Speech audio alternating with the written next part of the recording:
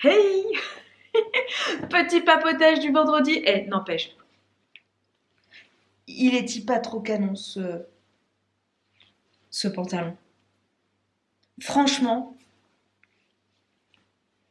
oui, je le kiffe de ouf. Et vous avez une belle vue sur ma poitrine, mais c'est pas grave. D'ailleurs, petit haut, vous allez peut-être me demander, petit haut de chez les Lunes, vous savez, leur body. Trop confort, j'adore. Je l'avais pris en taille XS, me disant qu'ils avaient dit de prendre une taille en dessous parce que c'est grand, apparemment sa taille grande. Donc j'ai pris en taille XS, me disant que je mettais du os quand j'avais perdu du poids et j'ai pas voulu acheter un truc qui allait devenir trop grand peut-être dans 2 mois. J'en sais rien, hein. Mais bon, finalement il fait l'affaire, hein. Il a peut-être un peu décolleté, mais trop bien. Puis alors ce pantalon, c'est un naf-naf, nouvelle co. D'un confort. Voilà, je vous reprends. Comme ça, on va papoter.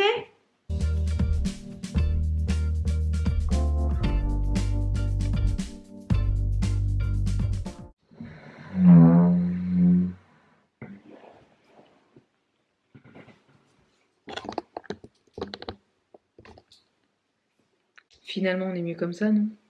Je crois. Donc, je disais que cette semaine, j'ai pas beaucoup filmé. Donc on va papoter un petit peu. Papoter notamment de l'intervention à venir. Je vais vous raconter aussi un petit peu ma semaine. Semaine encore bien chargée. Semaine de rentrée scolaire. J'ai pas beaucoup filmé parce que ça s'est pas super bien passé. Non, Jules n'était pas d'accord avec le concept. Et il nous l'a bien montré. Non, ça n'a pas été facile, franchement, j'étais mal pour tous ceux qui m'avaient suivi sur mon compte privé Céline aime papoter. Vous savez que ça a été difficile, je constate que vous n'êtes pas droit. On va pas y... on va pas y arriver. Je vous le dis, on va pas y arriver.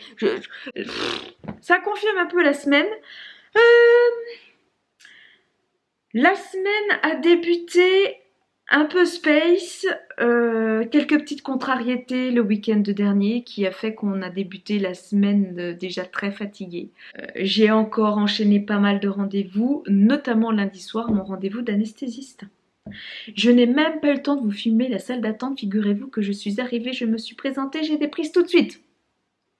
Miracle pour un médecin. Voilà. Par contre, la mauvaise nouvelle, c'est les dépassements d'honoraires de l'anesthésiste.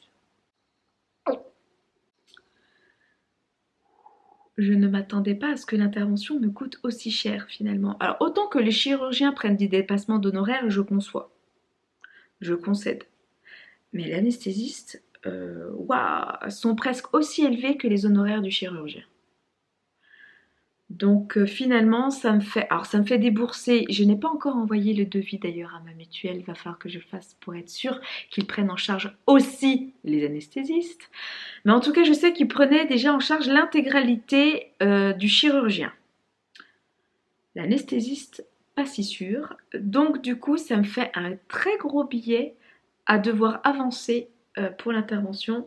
Et ça, j'avais pas prévu. J'avais prévu une certaine somme, mais pas cette somme-là. Donc déjà, lundi soir commençait mal. D'autant plus que l'anesthésiste que j'ai vu m'a bien rappelé les risques de cette intervention. Et même si à la fin il a ajouté « Non mais je vous rassure, c'est que 1% des risques. » Oui mais quand même, vous m'avez dit que je pouvais finir avec le ventre ouvert, un tube là pour me nourrir si on devait me réopérer suite à une fistule ou une hémorragie interne, que les 48 heures étaient les plus fatidiques. Ça m'a un peu stressée, j'avoue. J'ai aussi une prise de sang à faire que j'ai faite mercredi matin à jeun. Vous savez le bilan préopératoire que vous devez faire avant chaque intervention. J'ai aussi reçu, je vais vous montrer, mes bas de contention. Et j'étais vachement étonnée parce que moi je m'attendais à des bas de contention. Je vais vous montrer, vous allez rigoler.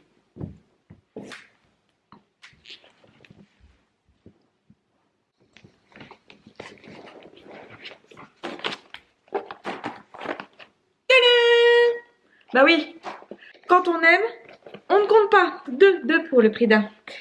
Donc voilà, je vais être magnifique avec ça, parce que bas de contention obligatoire. Donc j'étais là, je c'est bien, d'accord, super.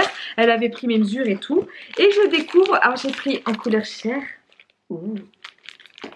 Et j'ai pris aussi en couleur noire. Alors je déballe gentiment pour regarder et là, surprise! Je sais ça, pas de contention. Mais non, en fait, ce sont des chaussettes. Et alors qu'est-ce que j'ai ri quand j'ai déballé le paquet, que j'ai montré ça à Olivier. J'ai des mini-jambes. Non, bien sûr. Hein. Mais c'est vrai qu'à la première intervention, la sleeve, j'avais eu des bas vraiment. Hein, c'est-à-dire que ça montait sur la cuisse.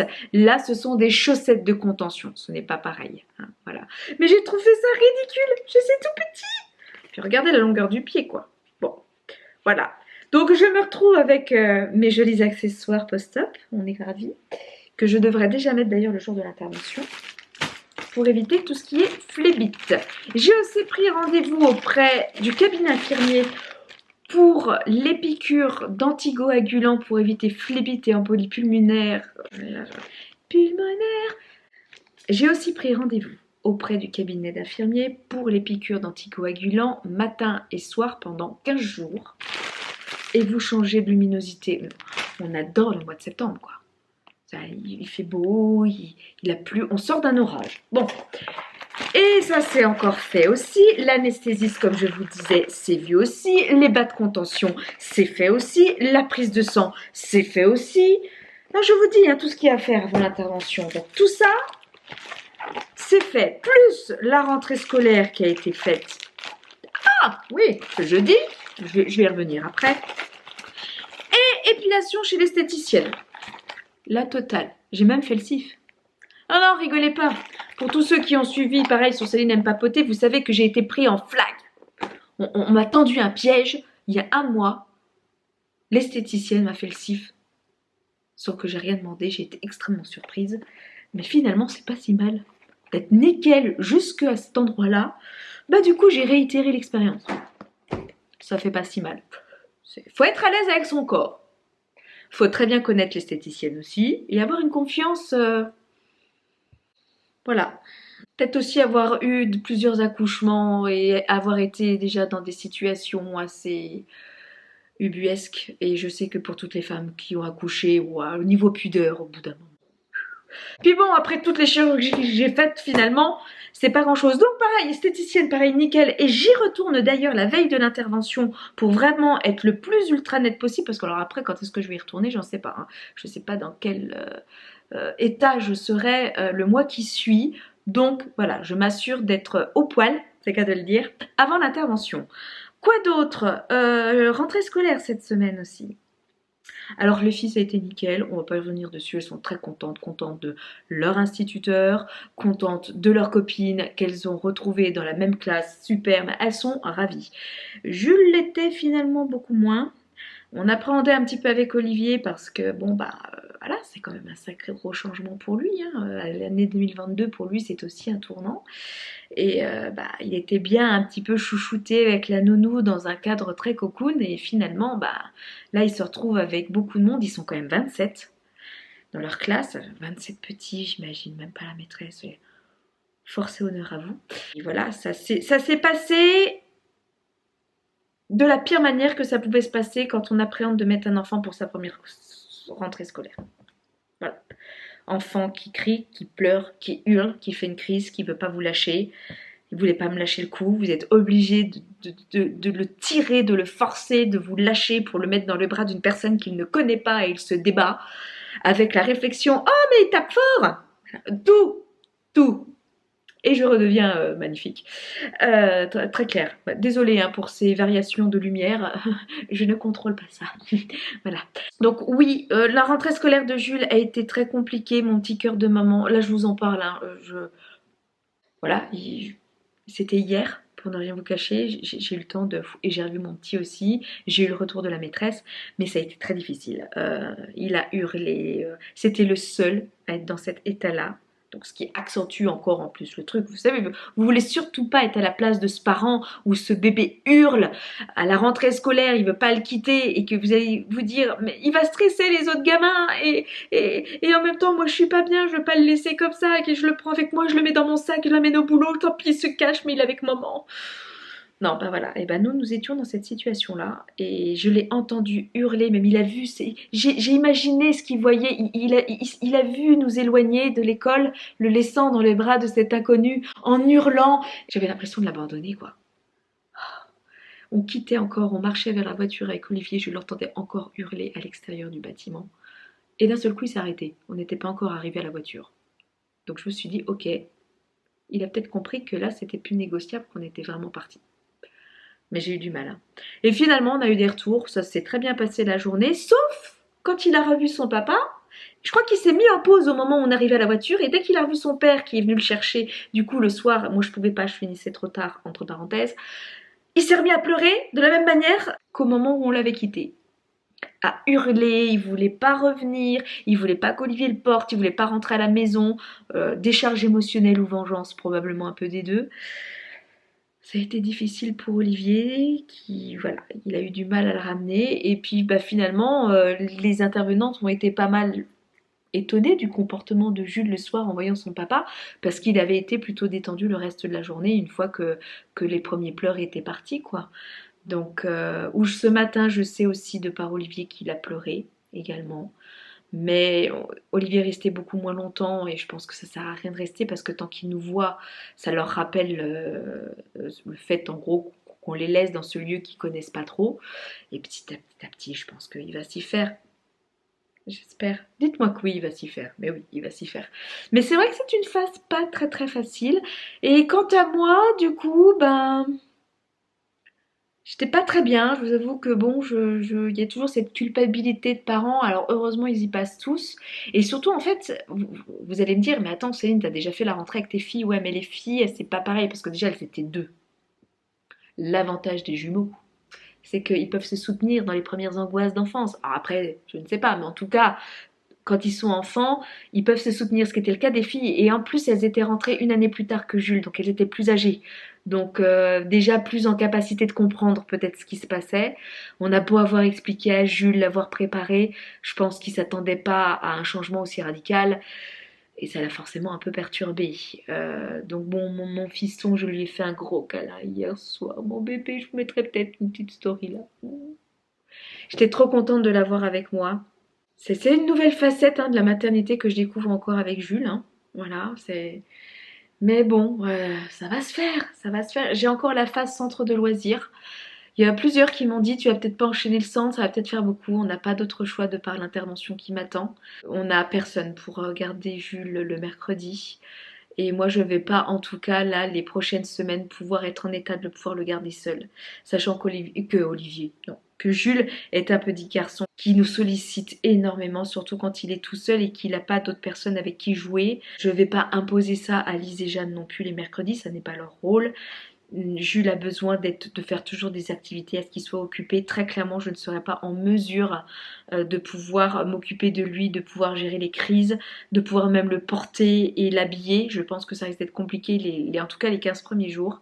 Donc, on va quand même le mettre en centre de loisirs. Alors, ça va pas se faire comme ça, tout de suite en une journée. Il va y aller un peu comme une adaptation chez la nourrice. Le premier mercredi le matin, le deuxième le mercredi le matin et le midi, et le troisième seulement toute la journée. On y va tout doucement.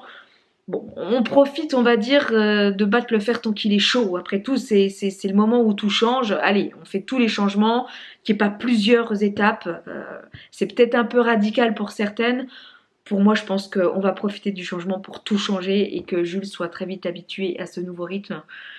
Et puis si on voit que si ça se passe mal ou ça passe pas, on reprendra une manière un petit peu plus lente, plus douce pour en tout cas les mercredis. Mais là, dans l'immédiat, de toute façon, on n'a pas d'autre solution. Sinon, que vous dire d'autre? Je profite de ce petit papotage de ce vendredi pour vous parler un petit peu de la réaction de l'entourage. Ça me permet de faire un petit point ici sur YouTube. Comment a réagi du coup l'entourage à l'intervention? C'est des questions qui me reviennent souvent. Ça me permet moi d'y répondre là tout de suite dans cette vidéo. Je sais pas comment expliquer. On va dire que les attitudes se sont exacerbées par rapport à la première fois, que ce soit dans le bon sens comme dans le mauvais sens en fait. Les personnes chez qui ça s'était bien passé pour la sleeve comprennent vraiment cette deuxième intervention et surtout le caractère médical de cette intervention-là, sont en total soutien avec moi. Ils sont beaucoup plus curieux, ils me posent des questions, ils se rendent bien compte que psychologiquement ça va pas être facile, que c'est une intervention que j'ai pas demandé et que je n'ai pas d'autre choix que d'y passer et que ça c'est pas évident. Déjà j'ai tellement de choses à gérer avec les enfants, tout ça, que c'était pas forcément le moment qu'il y ait cette intervention qui arrive. Donc ça je suis soutenue à 100%. Il y a d'autres personnes avec qui je n'en avais pas trop parlé auparavant. La première, je n'ai pas fait la même erreur. C'est moi-même qui ai annoncé l'intervention et du coup il y a eu beaucoup plus de compréhension. C'est vrai que quand il n'y a pas de non-dit et qu'on explique bien les choses comme elles sont, ça permet de mieux comprendre. Et donc ces personnes-là, même si elles n'étaient pas en total accord avec ce type de chirurgie à ma première sleeve, comprennent que je sois obligée d'en passer par une seconde intervention. Et il y a d'autres personnes qui étaient complètement contre, qui discréditent totalement ce type de chirurgie, qui réagissent encore de manière encore plus épidermique à cette intervention-là. J'ai pas eu l'occasion d'en parler directement avec eux, c'est bien dommage, mais je crois, en pensant, je vous dis ça, je pensais que leur expliquant, en leur montrant les examens que j'ai faits, en leur expliquant vraiment, peut-être qu'ils comprendraient, mais je me rends compte que il y a aussi ce type de personnes qui sont tellement contre ce style de chirurgie. Vous aurez beau vouloir expliquer, vous aurez beau vouloir prouver par A plus B que, ils verront toujours cette chirurgie comme le diable et ne comprendront pas. Ce sont des gens qui sont malheureusement beaucoup influencés par ce qu'ils voient à la télévision et le côté extraordinaire de l'intervention, le caractère waouh avec le côté miraculeux que ça peut engendrer et aussi tous les désastres médicaux que certaines interventions et notamment le bypass ont comme conséquence sur la santé, la dénutrition, l'anorexie, la fatigue, les problèmes intestinaux qui y sont liés, l'alimentation qui est biaisée, voilà. Et ce sont des personnes qui focalisent tellement sur ça, qui diabolisent cette intervention. Est-ce que c'est de la peur? Est-ce que c'est de l'ignorance parce qu'ils ne prennent pas en compte tout le suivi médical que moi j'ai la chance d'avoir et qui malheureusement n'est pas le cas pour beaucoup d'opérés. Moi j'ai la chance d'être suivie par un médecin qui est juste génial. Ça fait 6 ans que j'ai été opérée de la sleeve, je suis encore suivie par toute l'équipe. J'ai régulièrement des prises de sang. J'ai le moindre problème, qu'il soit physique ou psychologique, j'ai suffi d'appuyer sur une sonnette et j'ai tout de suite les personnes qui me prennent en charge sans avoir besoin d'ailleurs d'appuyer sur la sonnette puisque quoi qu'il arrive, j'ai des rendez-vous obligatoires chaque année pour faire le point. Donc voilà, je pense que ce sont des gens qui n'ont pas du tout, qui ne sont pas du tout dans la réalité de cette chirurgie et qui restent sur les émissions qui mettent en avant tous les côtés extraordinaires et exceptionnels qu'est la chirurgie bariatrique en partant tout de suite dans les extrêmes en fait qui sont finalement pas si énormes que ça au regard du nombre de chirurgies par an et de patients qui passent par ce type de chirurgie. Donc là ça s'est encore on va dire forcément plus mal passé et là par contre contrairement à la première chirurgie je me suis protégée. Très clairement, je me protège de ce type d'attitudes qui peuvent très clairement être source d'angoisse, de mal-être, de stress, dont je n'ai absolument pas besoin, en tout cas les semaines avant l'intervention et probablement pas les mois qui suivent où je risque d'être affaiblie forcément et cela aussi mentalement. Après, contrairement à la sleeve, je ne cherche plus à expliquer. J'ai cherché à le faire. J'estime avoir, notamment, enfin je sais pas, je peux pas être plus transparente avec vous tous, il suffit de voir mes vidéos quoi. Il suffit de voir pour comprendre. Si les gens ne veulent pas écouter, si les gens ne cherchent pas à comprendre ce pourquoi vous en passez là, ne cherchez pas à vous justifier. Vous savez pourquoi vous le faites. Vous savez que votre santé est en danger et que donc vous le faites pour vous. À partir de là, vous êtes sur la bonne voie. Vous avez le suivi qu'il faut. Sachez une chose, c'est que cette intervention, vous ne la faites pas pour les autres. Qu'ils soient d'accord ou pas d'accord finalement, peu importe, vous le faites pour vous. Ils n'ont aucun droit de juger votre santé, ils n'ont aucun droit de juger ce que vous ressentez et comment vous vous sentez dans votre corps. Il n'y a que vous et vous-même et l'équipe médicale qui sont en droit de le faire, les médecins qui vous suivent, mais en aucun cas des gens qui ne se réfèrent en plus de ça qu'à des émissions qui montrent que le côté biaisé de ce type d'intervention aussi, quoi. Et qui ne retiennent finalement que le négatif et qui ne sont obsédés que par ça. Certes, j'ai conscience, et malheureusement, j'ai conscience surtout que c'est une chirurgie que je n'ai pas demandée, des éventuellement effets négatifs, mais après je vais pas en faire une obsession, je suis obligée d'y passer. Je ferai tout pour essayer de le vivre au mieux. Je sais que j'ai une équipe médicale qui sera à mon écoute à chaque fois que j'en aurai besoin. J'ai la chance d'avoir une personne de ma famille qui a été opérée de l'intestin sans parler de chirurgie bariatrique, qui connaît aussi tous les désagréments, qui comprend complètement ce par quoi je vais en passer. Et ça fait du bien de savoir qu'on a quelqu'un qui sait tous les problèmes d'alimentation, d'inconfort intestinal que va procurer cette intervention. Et elle a toujours été très discrète par rapport à ça. Et je sais à quel point ça peut impacter, je sais à quel point quand on a un bypass, ça peut impacter après sur les repas de famille, sur la vie sociale, toujours à chercher à savoir s'il y a des toilettes pas loin. Est-ce que je suis assez capable de dire non parce que je suis trop fatiguée pour pouvoir assister à des réunions de famille sans forcément que les gens le prennent mal. Ça, je sais que cette personne-là comprendra et ça fait du bien d'avoir ce type de personne dans la famille, quoi. De toute manière, faut pas se leurrer, dès qu'on touche aux intestins, contrairement à la sleeve, ça a quand même un peu plus d'inconvénients. Même si moi, la malabsorption va être beaucoup moins grande qu'un bypass classique parce que ça n'est pas le but, encore une fois, de l'intervention que je vais avoir. Je n'ai pas de poids à perdre d'un point de vue médical, mais forcément, ça aura des conséquences et probablement aussi des conséquences de perte de poids. Mais ça n'est pas le but premier, loin de là, et ça n'empêchera pas, parce que ça, l'expérience et le recul de ces 6 ans de chirurgie bariatrique et tout le suivi et tout ce que j'ai appris durant toutes ces années me permettent de dire que c'est un poids qu'il est fort probable que je reprenne après. En plus de ça, parce que le corps a trop d'antécédents par rapport à l'obésité et au surpoids depuis tant d'années que je sais que rien n'est jamais acquis. Rien. Jamais. J'appréhende cette intervention pas du tout de la même manière que la sleeve finalement. Et je trouve ça un peu dommage que ces personnes-là n'aient pas conscience de ça en fait. À vous de prendre du recul et les distances nécessaires qu'il faut pour vous protéger de ce genre de comportement qui peut être néfaste finalement sur le long terme. Voilà, je suis assez contente parce que je pense que malgré tout, j'aurai plus de soutien que la première intervention de sleeve. Tout simplement parce que j'en parle plus, je suis plus ouverte. Je sais que ce soit bien pris ou mal pris, il faut pas ne pas en parler. Après, bon, si les personnes ne veulent pas comprendre, elles ne veulent pas comprendre, ça sert à rien d'insister. Mais ce que je veux dire, il faut quand même dire les choses. C'est vrai que là-dessus, je suis quand même beaucoup plus sereine et je suis beaucoup moins dans l'attente d'une reconnaissance d'autrui aussi. Donc forcément, leurs paroles ont moins d'importance. Que ce soit des bonnes comme des mauvaises paroles d'ailleurs, hein, ça a moins d'importance puisque on ne le fait plus, notamment pour le regard des autres. Faut pas se leurrer, quand on passe par cette chirurgie, le regard des autres est super important. Ça ne l'est plus du tout à l'heure actuelle. J'ai beaucoup appris de la sleeve. J'ai tiré des leçons et cette intervention n'est plus dans le but de trouver de la reconnaissance. Je sais pertinemment que j'ai pas besoin de la reconnaissance de des gens que j'ai déjà, kilo ou pas kilo de toute manière. Là-dessus, je suis quand même plus sereine et j'y accorde tout simplement parce que j'y accorde beaucoup moins d'importance en fait. Parce que c'est moi, parce que je le fais, parce que c'est ma santé et que personne n'a d'avis ou d'opinion ou de jugement à faire sur ma santé à moi, tout simplement. Voilà, c'était la petite pensée, la petite réflexion du jour qui vous permet un petit peu de voir comment j'aborde cette chirurgie et comment l'a vécu mon entourage au niveau de l'annonce. Toujours essayer de tirer des leçons des expériences précédentes pour ne pas retomber dans les mêmes pièges. Et puis après, on se rend compte aussi que malgré les leçons qu'on a tirées, parfois, ça recommence. Et à partir de là, même si ça récompense, alors que bon, c'est que c'est comme ça que ça devait se passer, et puis c'est tout.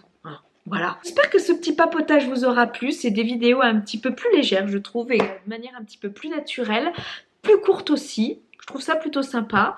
Ça me permet aussi de vous partager un petit peu de mon... D'ailleurs, tiens, ouais, on va finir comme ça.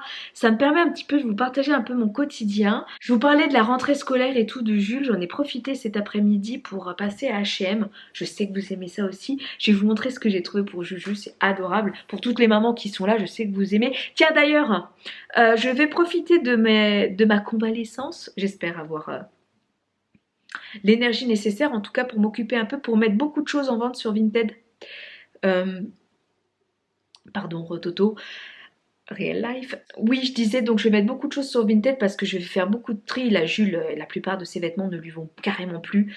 Du coup, il y a beaucoup de choses qui vont arriver sur Vinted. Les filles aussi. Des vêtements qui sont vraiment en très très bon état.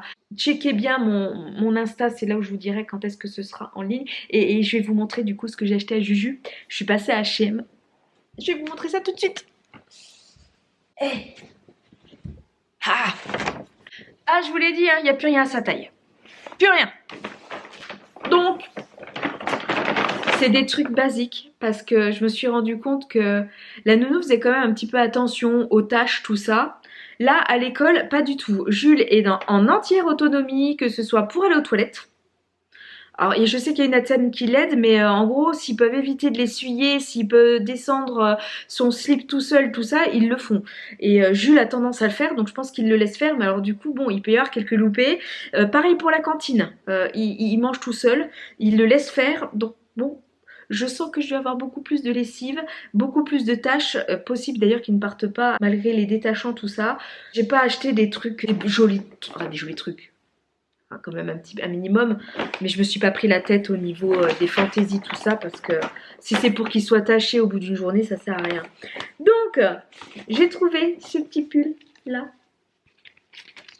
Tout ça, c'est les sorties pour le mois de septembre, hein, vous le trouvez en magasin. Voilà, hein, il va commencer à faire un peu plus frais, à pleuvoir plus. Des sweats à capuche zippés, hop, ça s'enlève, ça s'en met très vite. J'en ai pris 2, il en a même un 3e déjà, un petit gris. Là, j'ai pris couleur noire et couleur vert pomme. Voilà. J'ai pensé au cours de motricité.